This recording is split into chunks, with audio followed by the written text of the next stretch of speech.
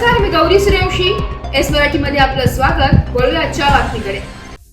नांदगाव विजय high school शाळा सुटल्यानंतर येथील विद्यार्थी हँडपंप जवळ मुले खेळत असतात आणि खेळता खेळता प्रथमेशचा हात हँडपंप मध्ये अडकला आणि बोट तुटण्याची घटना घडली. जवळील डॉक्टर गणेश चव्हाण यांच्याकडे घेऊन फर्स्ट एड करून मनमाड हॉस्पिटलला हलवण्यात आले.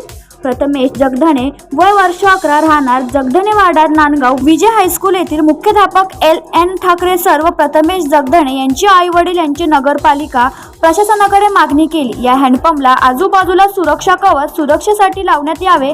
कोणाचे हात हँडपंप पर्यंत पोहोचणार नाही याची दक्षता घ्यावी. अशी घटना परत घडायला नको याची काळजी घेणे महत्त्वाचे आहे. काल मंगळवारी संध्याकाळी शाळा सुटल्यानंतर काही विद्यार्थी हे जे काही नगरपालिकेसमोर असलेल्या हापसा आहे म्हणजे ते चौथर आहे त्या ठिकाणी बसून खेळत होते आणि खेळता खेळता त्या मुलांचं कसं काय अनावधानाने तो हात त्या हापशामध्ये अडकला आणि त्या हाताचं जे काही उजव्या हाताची करंगळी ही जवळजवळ कटच झालेली आहे. तर त्या हापशाजवळ काहीतरी असं करता येईल का जेणेकरून मुलांना त्या हापशाजवळ गेल्यानंतर संरक्षण जाळी वगैरे बसवता येईल का, असं काहीतरी शासनाने ती व्यवस्था करावी की जेणेकरून मुलांना दुखापत होणार नाही. एवढी विनंती आहे माझी की तेवढं करावं.